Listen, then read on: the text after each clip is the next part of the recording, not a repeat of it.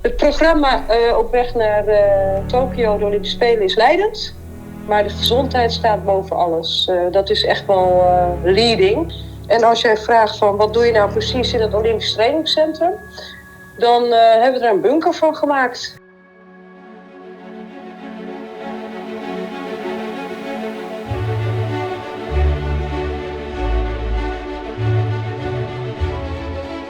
And the Netherlands will settle for third. That third place, just 300ths of a second separating those two between the silver and bronze.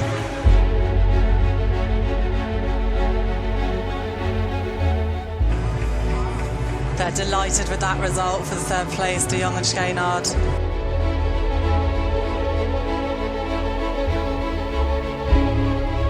It's Lale Yousafzai from the Netherlands.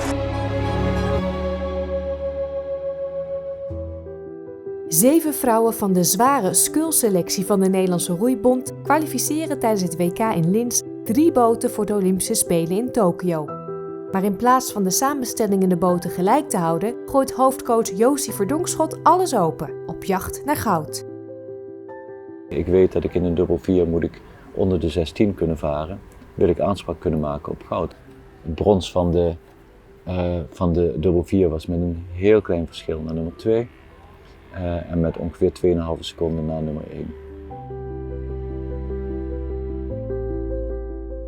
Nou is de enige vraag met 2 keer brons, van is het nou zo dat ik een andere combinatie teweeg kan brengen die er echt bovenuit steekt. Als ik weet dat we die secondes goed hebben gemaakt, dan denk ik dat we een kans maken op goud. Als we die secondes niet goed hebben gemaakt, als we niet sneller zijn dan dat we waren in 2019, acht ik de kans dat we goud halen heel klein. Als je mij vraagt of ik liever 2 keer zilver heb of 1 keer goud en 1 keer 6, dan zeg ik 1 keer goud en 1 keer 6. Dat is sowieso, want het gaat om winnen. Zilver, dan ben je uiteindelijk tweede, maar je hebt niet gewonnen. Het kan het beste zijn wat je ooit had kunnen bereiken, maar nou ja, je doelstelling is goud.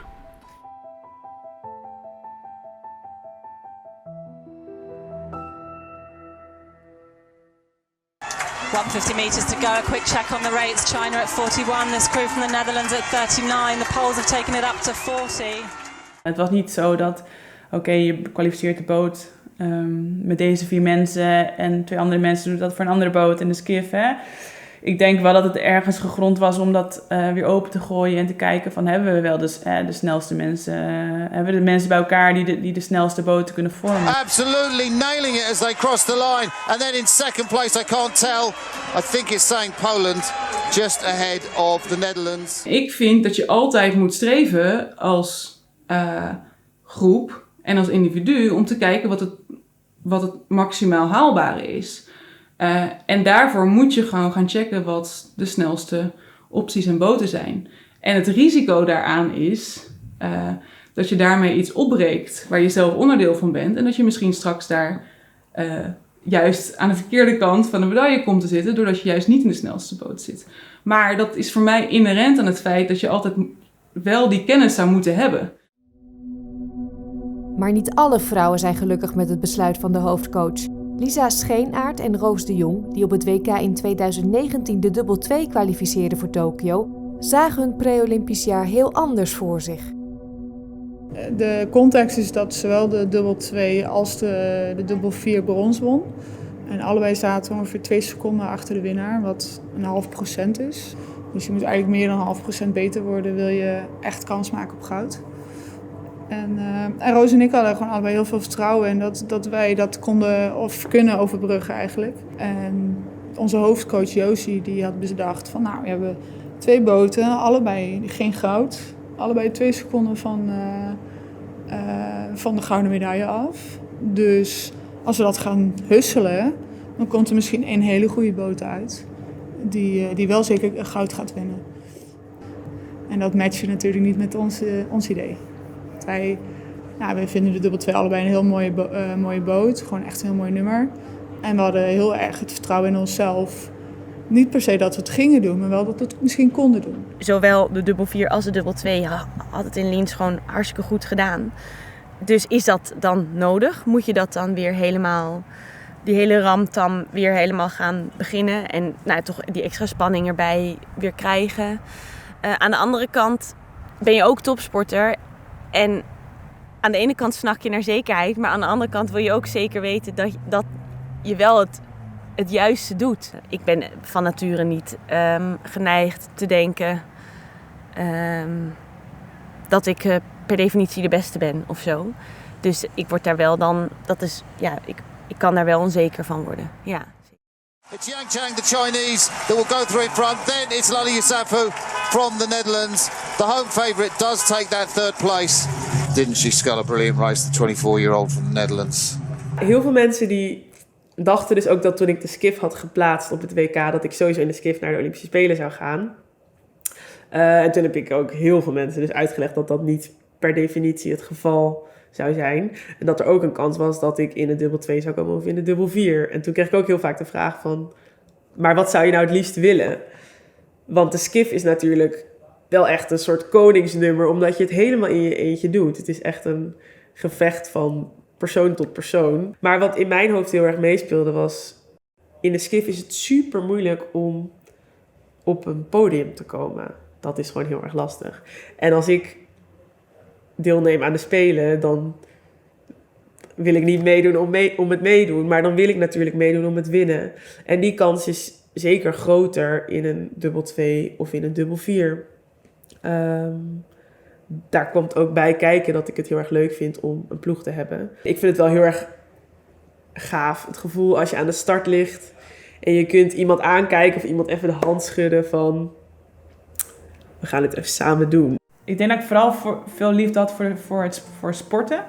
Het roeien was dat gaat een beetje toevallig, denk ik, dat ik daar. Want ik moet zeggen, voordat ik naar Groningen kwam, had ik niet zo heel veel met de sport. Ik wist ook niet dat de sport bestond. Toen zei mijn broer, ja, de roeisport is in Groningen een van de grootste sporten. En het is ook een van de weinige sporten waar je op latere leeftijd nog naar de Olympische Spelen kan. Dus nog heel goed in kan worden en dat kan tonen op de Olympische Spelen. En toen zei ik, oh, dat is aantrekkelijk. En dat trok mij wel, dat idee. Ik dacht van ja, ik was inmiddels 19, 20. Dus ja, met een hele nieuwe sport beginnen, daar verwacht je dan niet meteen dat je daar dan nog op het hoogste niveau mee zou kunnen doen. Dus zodoende ben ik gaan roeien.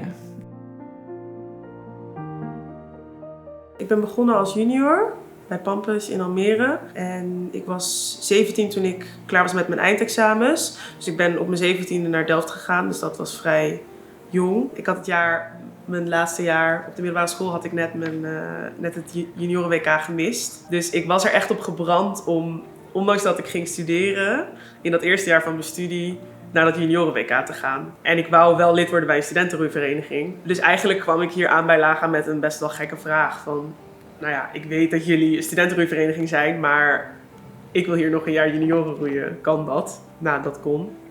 Dat was natuurlijk niet gebruikelijk, maar ze hebben het toch passend gemaakt voor mij. Dus dat was wel heel erg gek, want ik kwam hier binnen als 17-jarige broekie. En ik ging met de masterstudenten eigenlijk meeskiffen. Toen is het me wel gelukt om naar dat junioren WK te gaan, uiteindelijk.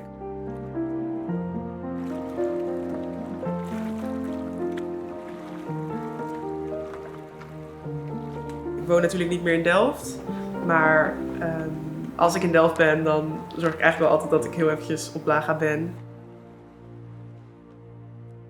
Ik heb als kind altijd atletiek gedaan en dat vond ik altijd wel leuk. En dat heb ik ook gedaan tot ik 14, 15 was, echt vol enthousiasme.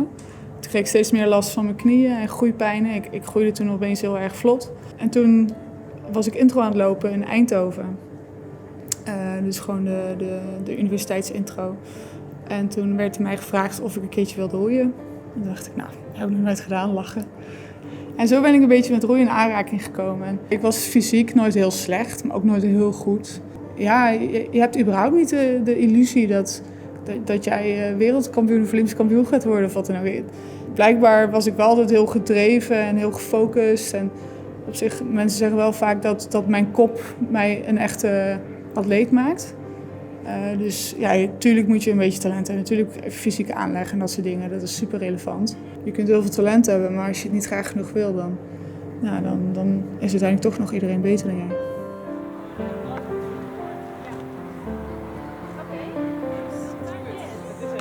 Ik ben begonnen, ik denk dat het ongeveer in 2000 was, als junior. Dus nog niet in mijn studententijd. En toen ik ging studeren, toen ben ik wel even een jaar gestopt. Maar toen had ik daarna eigenlijk wel zoiets van, ik vind het toch wel, ik miste het wel echt. Ik vind het zo leuk. Ik pak het weer op en toen ben ik naar Neerhuis gegaan. Ik ben denk ik wel echt een groepsmens. Ik vind het helemaal niet erg om dingen alleen te doen. Maar ik haal over het algemeen denk ik wel nog meer plezier uit dingen als je het als groep doet. En dat vind ik wel heel erg leuk. In januari 2020 vertrekt zoals ieder jaar een kleine selecte groep vrouwen naar de bergen in Spanje voor een trainingsstage. Op 2500 meter hoogte, midden in de bergen, in een afgelegen wintersportdorp, wordt er door de vrouwen getraind. Heel veel getraind.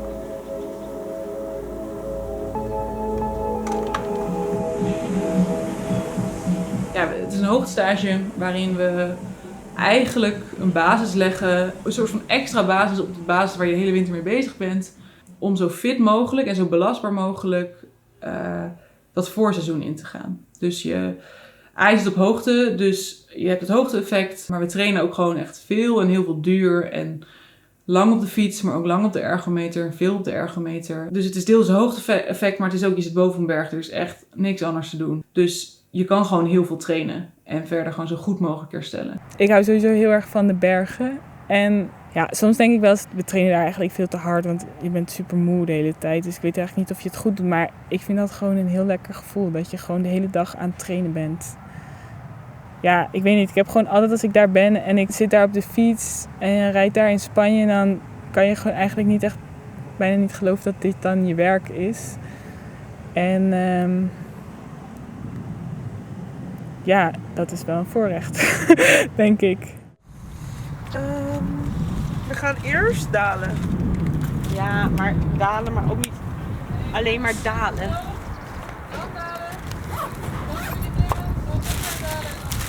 Okay. Conclusie? Koud. Geen idee. Hallo. Ik ben me aan het insumeren voor de fietsrit. Ik doe even verslag.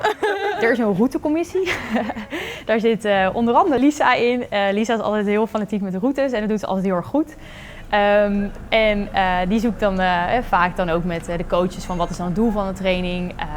Zoekt ze een rondje uit. Meestal zo boven de 100 kilometer fietsen we dan op een dag. Dus ook altijd één dag, één van de laatste dagen, dat we van beneden naar boven de berg op knallen. En dat is dan 2 uur zit je dan gewoon in je rode zone, maximaal. En dat is altijd wel de dag waar iedereen naartoe leeft. Fiets is niet mijn favoriet. Nee, geef mij maar de roeiboot. Nee, ja... Kijk, ja, er zijn wel verschillen. En ik moet wel zeggen, ik ben niet de snelste. Maar goed, daar gaat het ook niet om. Het gaat gewoon om het trainingseffect. Ik heb meer een trainingseffect. Ik doe er iets langer over.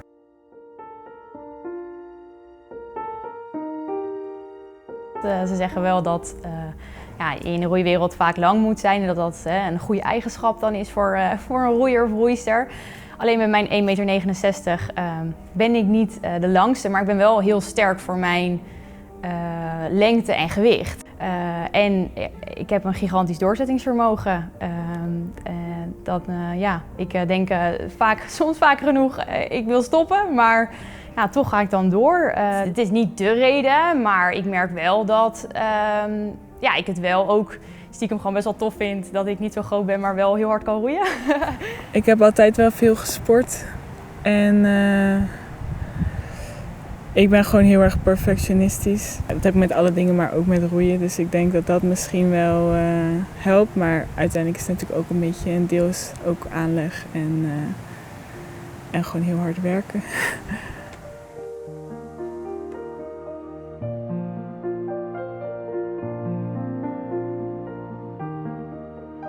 Op het water dan ben ik super fanatiek en dan zou ik altijd in een wedstrijd vooraan willen liggen. En dan op dat moment in mijn hoofd is ook iedereen mijn vijand.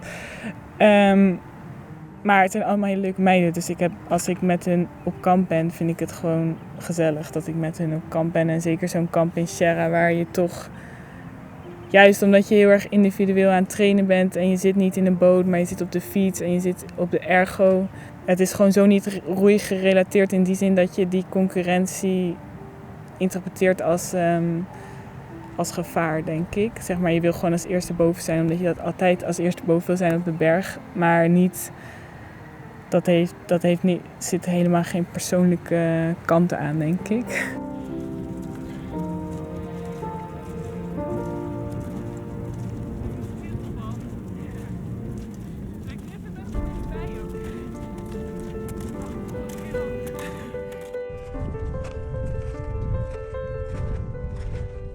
Een van de mooie dingen aan roeien is dat het echt een natuursport is. Je bent buiten, gewoon eigenlijk bijna de hele tijd. Alleen voor krachttraining. En echt als het heel koud is in de winter ben je binnen.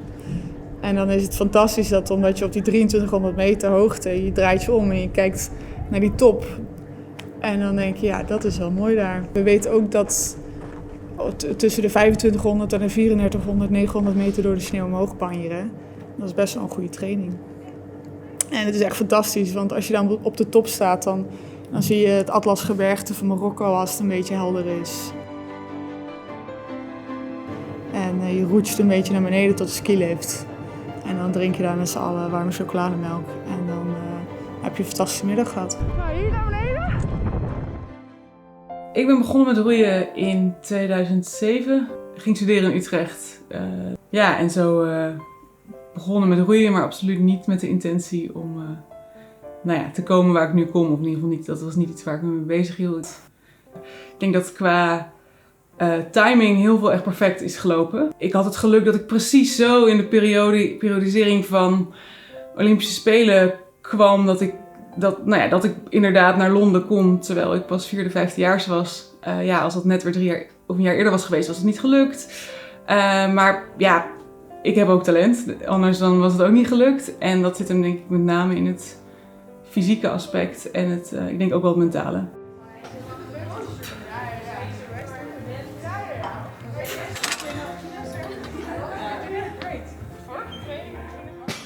Ik hou ervan om heel hard te trainen en mezelf uit te dagen. En dat zijn beide eigenlijk dingen die ik echt pas heb ontdekt toen ik begon met roeien. Want daarvoor wist ik dat eigenlijk helemaal niet zo van mezelf. Maar dit klopt volgens mij hier ook niet, want hier heb je 3 inhammen. Jawel, dat kan wel.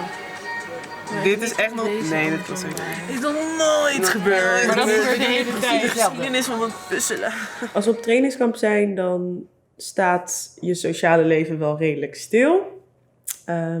Je begeeft je dan heel erg in een soort bubbel. En dat is ook wel de bedoeling van een trainingskamp. Want je traint daar wel echt harder dan in Nederland. Ik heb zelf wel dat ik na 2 weken vaak op een trainingskamp, dat ik wel zin heb om weer naar huis te gaan. Niet per se omdat ik klaar ben met de mensen daar, maar ik hecht wel veel waarde aan wat tijd voor mezelf. En dat is op een trainingskamp lastig, omdat je constant met elkaar bent. En ik heb ook wel heel veel zin om dan iedereen thuis weer te zien. Vooral natuurlijk gewoon mijn vrienden en mijn vriend. Die zit ook niet thuis te wachten. Maar het is toch wel op een gegeven moment, in ieder geval voor mij, ik weet niet hoe het voor hem is, een beetje aftellen. Probeer nou eens die andere even. Ja. Oh. Nee, jij, doe maar. Jij hebt de eer. Doe het samen. Was niet. Yes!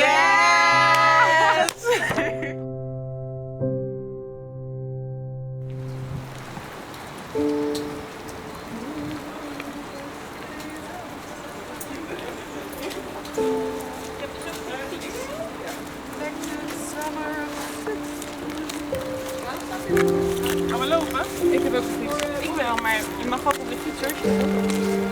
Ik ga op de fiets. Ik zei al, het is wel een heel eerlijk beeld zo. Maar het gaat wel harder naar boven. Ja. Je vangt ook meer regen.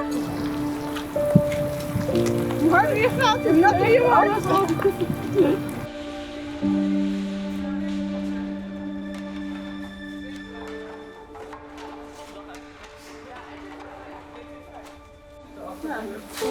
Ja, ik snap beide wel, maar Ja, maar het is ook uiteindelijk... Je kan ook zeggen van oké, uiteindelijk moet je het in de boot. Je kan ook 2 keer gaan sprinten en gewoon 1 keer in de boot. Ja? Heb jij weer allemaal wilde theorieën? Nee, maar we willen gewoon niet alles als erg doen. Nee, we willen ook de behendigheid in de boot. Dat ik heel hard groeien is, hè? Nee, is dat het? En niet alleen maar in de laatste week van kamp hier... Wel een keer in de hand. Waar staan die jou? Hier.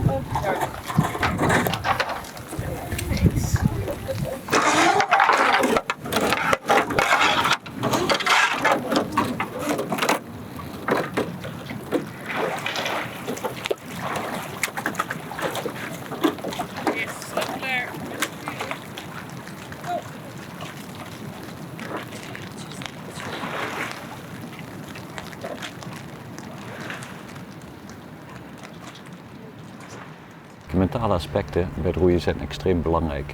Al is het maar omdat het enorm veel pijn doet. Dat is 1. Een wedstrijd vergt heel veel van je. En bovendien, normaal gesproken als je voetbalt, dan kun je de tegenstander ontregelen. Maar bij roeien, en dat wordt niet op prijs gesteld als je de baan invaart van de tegenstander, dus dat mag al niet. Maar bovendien, de snelheid van de tegenstander kun je niet beïnvloeden. Met fietsen kun je nog in iemands wiel gaan hangen, met roeien kan dat niet. Andersom heb je ook nog hele andere vaardigheden die te maken hebben met hoe goed kan iemand zich concentreren, hoe goed kan die, laten we zeggen, wat is zijn motivatie, wat maakt iemand zo gedreven. En het is heel veel van dat soort eigenschappen zijn inherent aan het feit dat ze hierboven zijn komen drijven. Doe jij dan in het midden? Ja. Zo.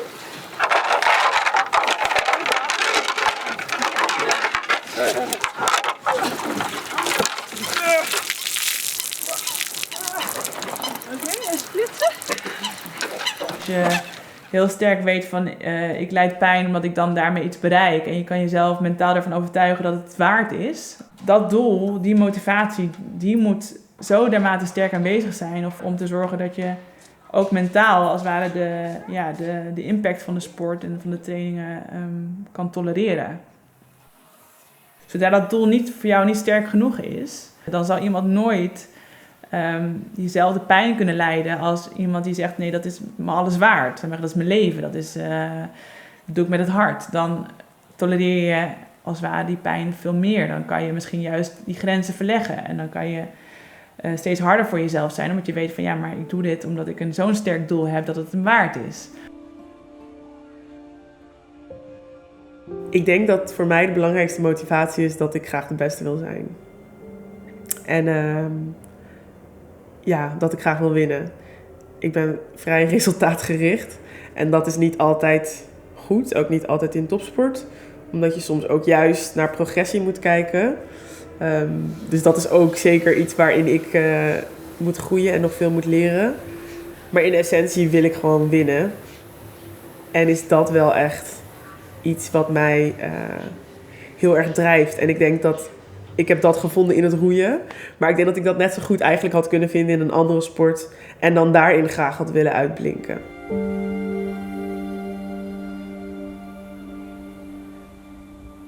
Uiteindelijk heb ik een niet heel makkelijk verleden gehad. Niet de ideale gezinssituatie. Mijn moeder is heel snel vrij vroeg weggevallen. Ik heb op mijn 15e het huis verlaten. Kijk, het zijn allemaal levenservaringen die je wel gebruikt om uiteindelijk mentaal ook weer wat harder te zijn of wat scherper te zijn.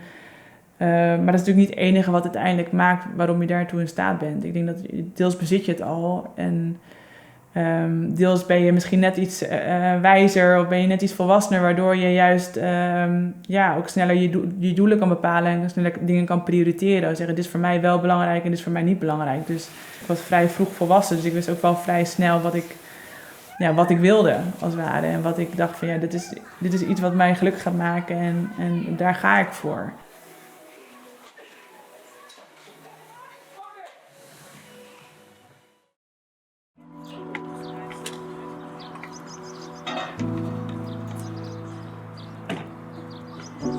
Heb jij nog je zo leuk?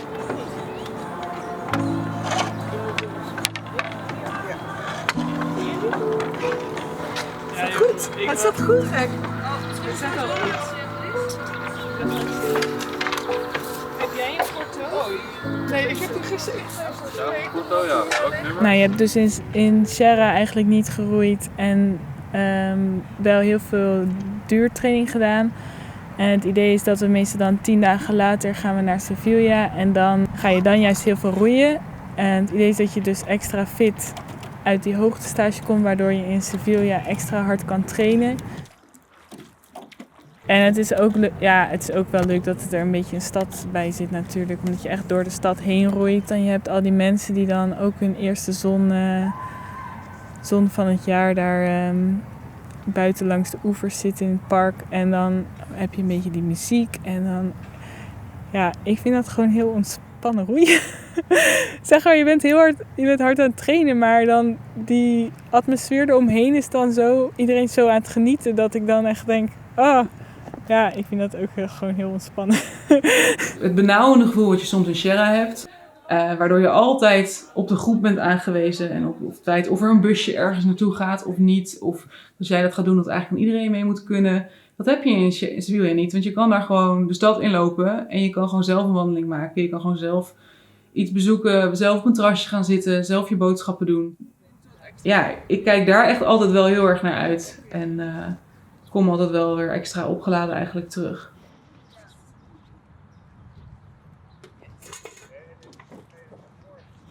We zijn hier om te trainen en te kijken naar een aantal mogelijke combinaties.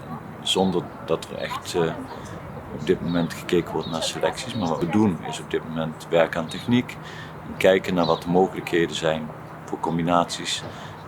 Kijken of er eigenlijk onbekende grootheden zijn. We weten dat Lisa en Roos het goed hebben gedaan in de dubbel 2. We weten dat de dubbel 4 het prima heeft gedaan en al x jaar achter elkaar op het podium staat. Maar goed, juist hier en op dit soort momenten, zonder dat nog het mes op tafel hoeft te liggen, kunnen we een aantal dingen uitproberen. Kunnen we gewoon nieuwe combinaties laten varen en op die manier iets leren. En dan op grond daarvan concluderen en kijken van wat zijn onze opties en mogelijkheden. Wat gaan we daadwerkelijk testen en wat gaan we niet testen. Ik vond dat goed en ik was het daar ook mee eens, denk ik.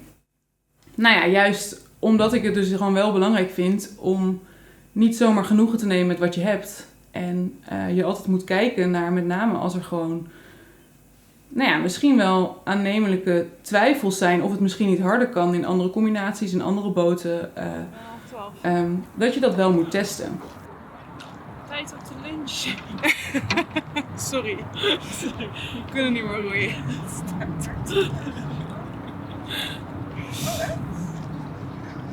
Okay, ready? Maar sommige combinaties lopen niet lekker. En de steeds wisselende samenstellingen leveren ook onzekerheid en frustratie op.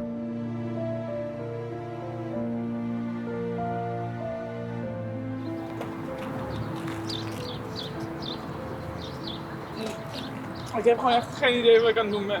Überhaupt. Er is geen voor, geen achter. Er is niks.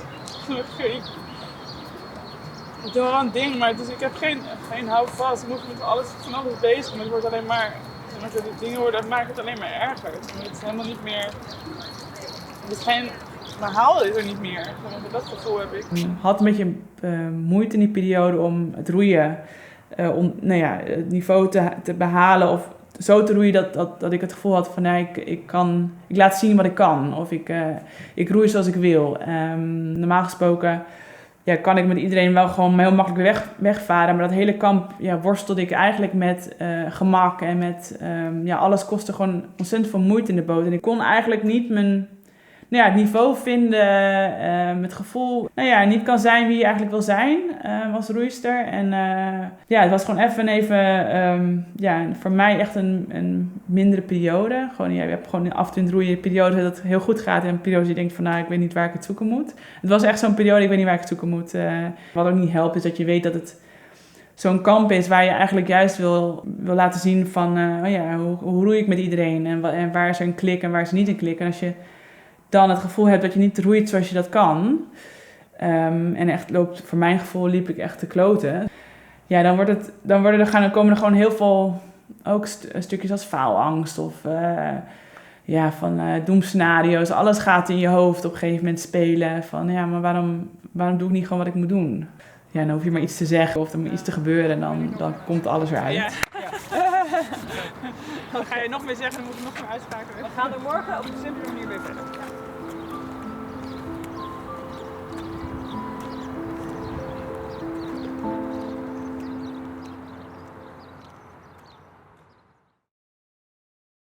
Als je mij vraagt wat voor soort coach ik ben, nou, er zijn mensen die zeggen dat ik van de getalletjes ben, dat is zo. Er zijn mensen die zeggen dat ik van de planning ben, dat is zo. Er zijn mensen die zeggen dat ik van de organisatie ben, dat is zo. Er zijn mensen die zeggen dat ik van het onderzoek, de innovatie en whatever ben, dat is zo. Ik vind alleen dat ik niet alle kwaliteiten zelf hoef te hebben. En dus wat ik doe, ik kies een aantal mensen met kwaliteiten die wat mij betreft complementair zijn. Je hebt nodig mensen die weten wat het is, vrouwen en topsport. Je hebt mensen die een technische achtergrond hebben. Je hebt mensen nodig die qua leeftijd en qua aandachtsgebieden dichter in de buurt komen, die dezelfde films kijken als mijn atleet is. Je hebt misschien iemand nodig die, als het nodig is, eens een keer heel enthousiast kan zijn. En kijk, de Sculsters op dit moment worden de Sculsters gecoacht door Isabelle en mij. Maar in feite gaat het verder, want zowel Titus als Marit als Diederik, en we spelen met z'n allen, en Freek, die is er nu bij als embedded scientist, met z'n allen proberen wij een complete maaltijd te zijn. Een coach kan een goede ploeg slecht laten roeien, maar een coach kan niet een slechte ploeg goed laten roeien. Wat in een ploeg zit, dat kun je tot bloei laten komen, maar wat er niet in zit, kun je er niet uithalen. Ik druk er wel mijn stempel op, maar dat doe ik alleen maar omdat ik weet dat ze het kunnen. En het gebeurt op deze manier omdat ik denk dat het verstandig is. Nou, dat kan iemand anders doen op een andere manier. Er zijn vele wegen die leiden naar Tokio. Er zijn vele wegen die leiden naar een medaille. Maar het is niet zo dat iemand dat doet zonder dat hij de juiste atletes daarvoor heeft. Ben klaar? Opgelet. Go! Ik denk niet dat heel veel mensen doorhebben dat wij gewoon af en toe echt weken maken van 30 uur echt belasting. En ik denk dat roeien samen met triathlon wel en fietsen natuurlijk, maar fietsen doen veel meer op vetverbranding. Dus ze zitten in veel lagere zones qua hartslag. En roeiers die doen echt alles alleen maar, ze doen niks in vetverbranding. Dus alles is gewoon vanaf, ik kan nog net praten, inspanning. Ik denk dat triatleten en roeiers wel allebei in hetzelfde straatje passen van helemaal gestort. Ja. Ergens kun je het wel zien als een normale baan. Tenminste de doordeweekse dagen. Je begint rond een uurtje of 9 en je bent vaak ook rond een uurtje of half 6 alweer thuis. Maar er zijn natuurlijk heel veel dingen die dat anders maken. Weet je, op zaterdag moet ik ook werken. En alle beslissingen die je daarbuitenom maakt, staan toch vaak wel in het teken van topsport. Dus je denkt na over hoeveel je slaapt, wat je eet, of je wel of niet naar een verjaardag of een feestje kan. Het grote nadeel van het topsportleven zoals wij er nu in zitten, is dat je onderdeel bent van een grotere groep. En dat houdt indirect gewoon in dat je heel veel dingen niet zelf kan beslissen en dat je moet conformeren aan de groep en aan de beslissingen van de coach. Ik heb wel echt een drang naar dingen zelf kunnen doen en er zijn heel veel andere dingen in het leven die ik gewoon ook heel erg leuk vind. En het is gewoon heel moeilijk als teamsporter, met name in zo'n grote groep, om die vrijheden af en toe te pakken. Want ik denk dat heel veel dingen best wel te combineren zijn met topsport. Alleen als je zelf niet die vrijheid hebt binnen zo'n structuur of binnen een ploeg, want je bent nou eenmaal met z'n allen, is dat soms heel moeilijk om dat te combineren. Benauwend is het niet, maar wel het gemis van het zelf kunnen indelen van je leven in bepaalde mate. Het is wel ergens een beetje zwart of wit. Of je gaat er vol voor, of niet. Wat ik soms lastig vind aan het topsportleven is dat het een heel egocentrisch leven is. En dat je eigenlijk bijna altijd, ook op het moment dat je niet aan het trainen bent, maar juist eigenlijk daarbuiten, dat je vaak moet kiezen voor jezelf. En dat vind ik soms lastig, vooral ten opzichte van vrienden en familie. Dat is ook wel iets waarbij ik denk, als ik een einde maak aan mijn topsportcarrière, dan is dat ook wel echt iets wat ik wel weer wil kunnen gaan doen en misschien zelfs wel wil gaan inhalen van dat je er ook kunt zijn voor mensen op het moment dat het jou even niet zo goed uitkomt.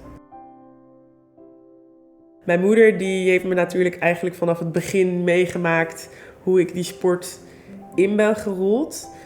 Ik denk dat qua dingen die ik ervoor moet doen en moet laten, dat zij zich misschien soms wel afvraagt hoe ik dat kan opbrengen. Maar ze is altijd heel erg ondersteunend.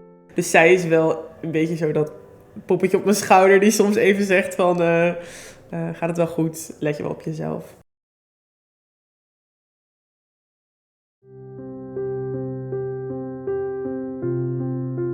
Ik had toen in februari, toen we op trainingskamp waren in Sevilla, had ik een polsblessure. En uiteindelijk heeft dat wel een tijdje geduurd dat ik dacht, oh, ik kom nu wel in tijdnood. Het was in februari, ja, dan zit je nog net wel een beetje voor de wedstrijden. Maar ja, je wil de ploegen rond hebben en ik was niet belastbaar. Ja, dan gaat het wel in je hoofd spelen van, oké, ik kan het gewoon niet gaan halen. Die optie is er. Ja, en toen kwam corona in maart en toen was het voor mij, ik merkte echt, geen druk meer van oké, wanneer moet ik weer goed zijn? En ik denk dat dat mij wel, dat ik daar wel mazzel mee heb gehad.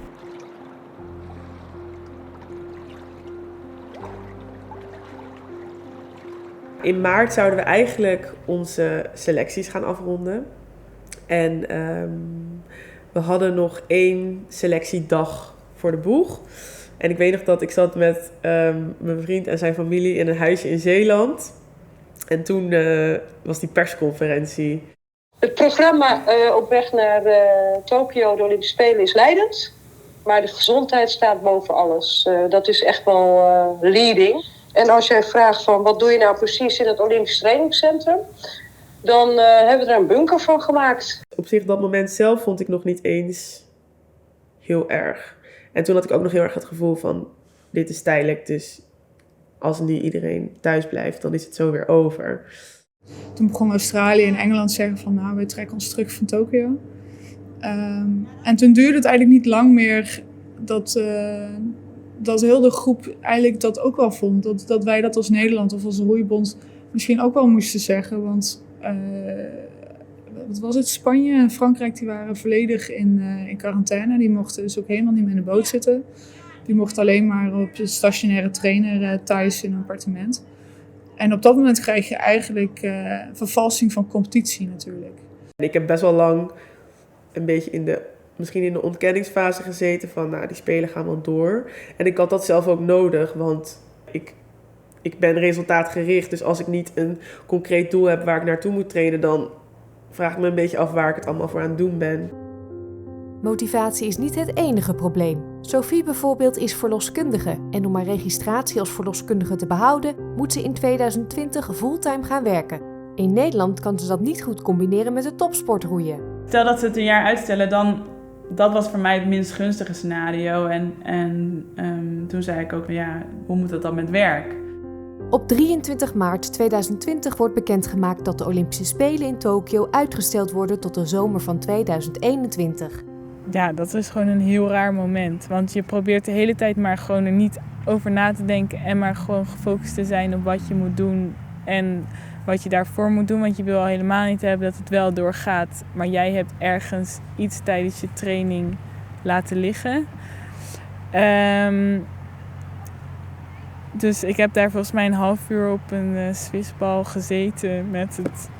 Ik wist ook niet echt of ik moest lachen of huilen. Maar het gewoon heel veel emoties in één keer. En uiteindelijk toch maar wel mijn krachttraining afgemaakt. Want ik dacht, ja, misschien is het nieuws ook niet echt officieel. En dan gaat het straks wel door. En ja, dan is het opeens de dagen daarna dat je wel denkt, oké, wat nu? Wat ga ik doen? Wat wil ik? Wat gaan we de komende weken doen? Wat ga ik komend jaar doen? Hoe gaat het allemaal lopen?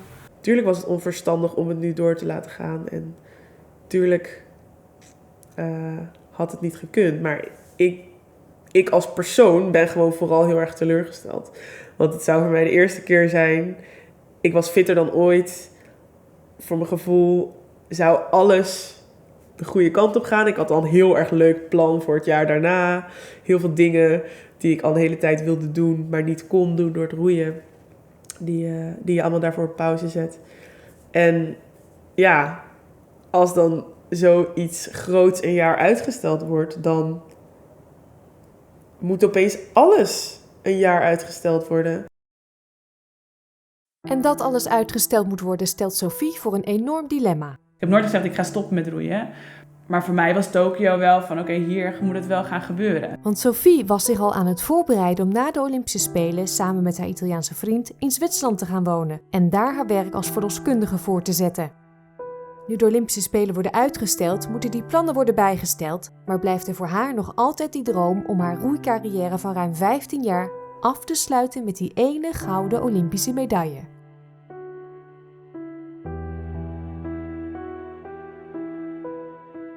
Hoe ga ik zorgen dat ik die droom toch ga combineren met niet mijn registratie verliezen als verloskundige en daarmee of nog een jaar het werk uitstellen, daardoor in de problemen komen na de Olympische Spelen. Ik weet dat er wel meiden zijn die wel hebben getwijfeld. En ik heb ook met sommige van hen daar wel over gesproken. Maar ik had, al met al had ik niet het idee dat er iemand zou zijn die een ander pad zou kiezen. De verrassing was daarom des te groter toen bleek dat dat wel het geval was. Er werd een nood-Skype ingelast. Dus wij moesten op een bepaalde tijd op de Skype zitten. Ja, Sophie heeft natuurlijk gewoon op een gegeven moment verteld dat ze had besloten om naar Zwitserland te vertrekken. Dat was het plan zoals ze dat had voor na de Spelen. Maar omdat de Spelen natuurlijk een jaar verplaatst werden, heeft ze eigenlijk dat plan niet een jaar uitgesteld, maar is ze dat nu wel gewoon uit gaan voeren? Toen ik die beslissing uitsprak, toen kan je je voorstellen dat wel insloeg als een bom. Ja. En bij de ene, zeker bij de mensen waarmee ik natuurlijk in een ploeg heb gezeten. Tuurlijk wist ik ook dat het uitstellen van de Spelen voor haar heel veel impact zou hebben. Maar ik had denk ik verwacht dat ze ons iets meer daarin mee zou nemen. Het voelde wel een beetje als of ze ons toch een beetje in de steek liet. Ik had niet verwacht dat ze zo emotioneel zouden reageren, maar achteraf kon ik zeggen, dat is ook wel logisch. Waarschijnlijk had ik zelf evengoed ook wel zo gereageerd. Ook al snap ik heel goed waarom ze die keuze maakt. En zijn er ook wel aspecten in haar keuze waar ik misschien zelfs een beetje jaloers op ben. Als ik zie nu hoeveel vrijheid zij natuurlijk nu heeft. Ik respecteer heel erg haar keuze en ik denk ook echt dat het voor haar de beste keuze is. Alleen ik denk gewoon ook echt dat het niet per se de beste keuze voor het team is. En dat is gewoon wel lastig natuurlijk. Als iedereen eenzelfde soort keuze had gemaakt, dan was er geen team geweest. Dus in dat opzicht is het denk ik wel een keuze waarin je aan jezelf denkt. In juni 2020 besluit Sophie naar Zwitserland te verhuizen, naar Zurich. In ieder geval voor een half jaar. Ze kan daar in een kliniek als verloskundige aan de slag en daarmee haar registratie behouden. Maar vooral ook het trainen op Olympisch niveau blijven combineren met het werk. Ze heeft haar plek in de selectie dan wel opgegeven, maar nog niet haar droom om goud te winnen op de Spelen. Ik weet wat het is om het te combineren en dat het zeer veel discipline en structuur eist. En alert zijn op slaap, de rustmomenten. Je hebt iets minder tijd om te trainen, dus je moet de trainen efficiënter maken. En de leidraad is natuurlijk gewoon het programma, gewoon het nationaal programma. En daarin doe ik mijn aanpassingen wat haalbaar is in combinatie met werk. En dus dat gaat heel goed samen, alleen je leven wordt heel simpel. Het is werken, trainen, slapen, eten, slapen.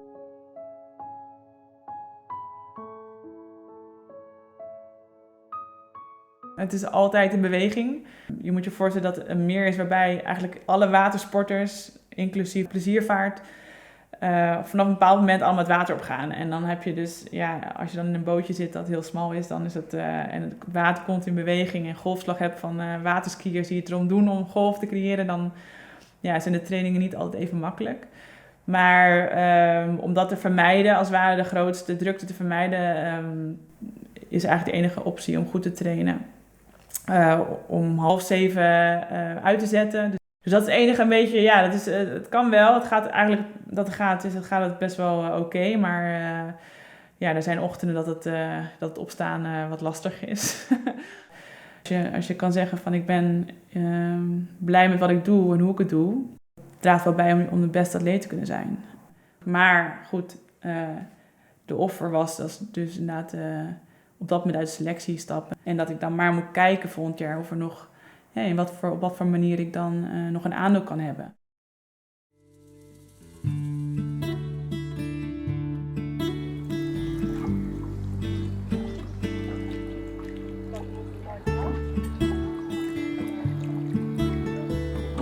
Ondertussen zijn in Nederland de selecties voor de samenstelling van de boten die uitkomen op de Spelen gewoon doorgegaan en hebben Josie Verdonschot en zijn coachteam de ploegen rond. Die verschillen niet veel met die van een jaar eerder, vlak na de kwalificaties op het WK in Linz. Ja, ga maar door. Ja.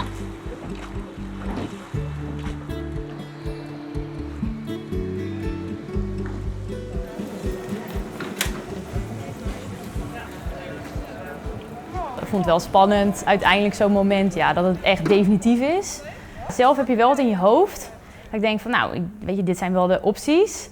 Maar ja, wat nou als het echt heel anders wordt? Maar dat moment vond ik wel spannend, ja. En als ik daar dan zit, dan voel ik wel een beetje mijn hart kloppen, zweethandjes en denk ik oké. Je bent 10 maanden aan het selecteren en je zit met dezelfde in de boot, dan denk je wel, goh, had ik in die tijd anders kunnen invullen. Zeg maar, wat als we 10 maanden in deze boot hadden getraind. Natuurlijk, als je kijkt naar de opstelling van het WK en de opstelling waarin we nu zitten, is de enige wissel Sophie en ik, qua poppetjes. Maar ik denk dat ik wel in het hele selectietraject wel heel erg mijn eigen waarde heb kunnen laten zien.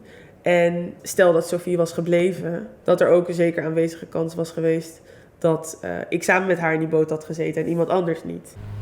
De keuze van Sophie heeft ertoe geleid dat zij op dit moment niet in een dubbel 4 zit en niet in een dubbel 2 zit. En dat als het aan 6 meisjes ligt, dat ook zo gaat blijven. Want die gaan alle 6, met de zekerheden die ze hebben, gaan ze vol voor hun Olympische droom. En dat maakt op dit moment Sophie geen deel van uit. Ik heb gezegd tegen Sophie van ik hoop en ik zal het heel fijn vinden als jij in januari terugkomt. Alleen of en in welke ploeg jij een kans krijgt, daar moeten we het dan over hebben. En dat kan zijn in een 2 zonder, dat kan zijn in een 8, dat kan zijn in een skiff, dat kan zijn in een dubbel 2 of het kan zijn in een dubbel 4. Het kan zijn dat straks iemand ergens last van heeft. En laten we heel eerlijk zijn, we hebben nu afspraak gemaakt dat we op dit moment de ploegen zouden samenstellen. En dat hebben we gedaan. En dat betekent ook dat die afspraak geldig is onder de voorwaarden die altijd gelden voor topsport. Dus als er iemand is die last heeft van langdurig vormverlies, moet je je afvragen van in hoeverre dat dan niet aanleiding is om te heroverwegen.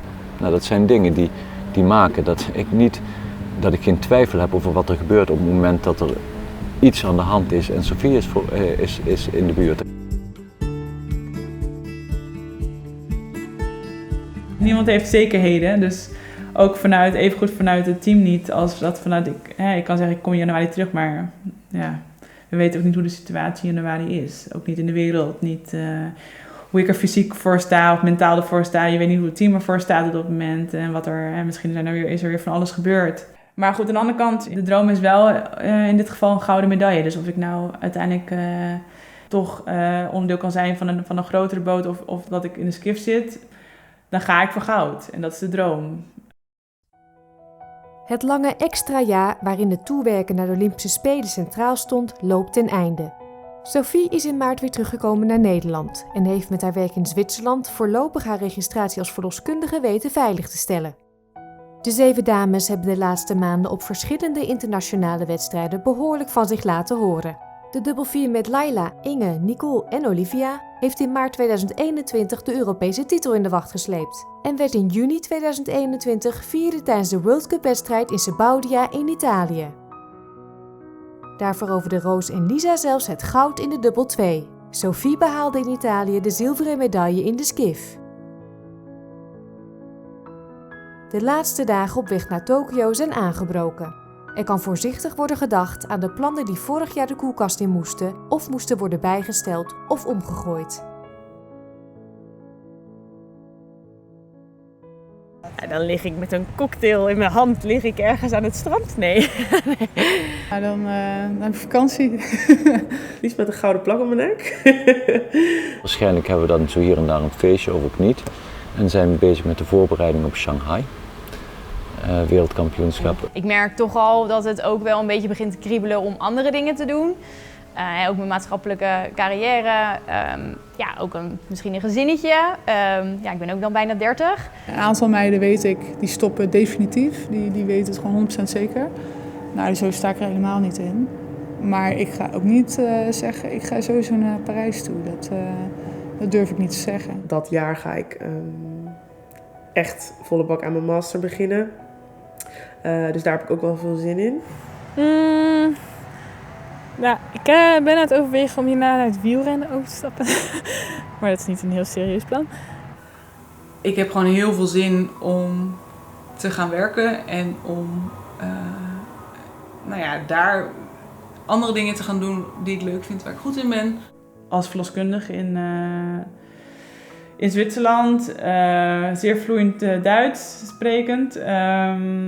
Ook gewoon weer heel veel zin om helemaal je eigen agenda te bepalen. Ik wil eigenlijk wel door tot Parijs, denk ik. En ik zou heel graag nog een marathon willen lopen. Ik vind hardlopen heel erg leuk. Ik ben gewoon wel een beetje verslaafd aan fit zijn en aan sporten. En ik weet vrij zeker dat ik de rest van mijn leven altijd veel zal blijven sporten. Niet in de mate zoals ik nu doe. Ik ben wel van plan om na Tokio te gaan werken aan een maatschappelijke carrière. Het hangt er natuurlijk een beetje van af hoe snel dat gaat en hoe dat proces verloopt.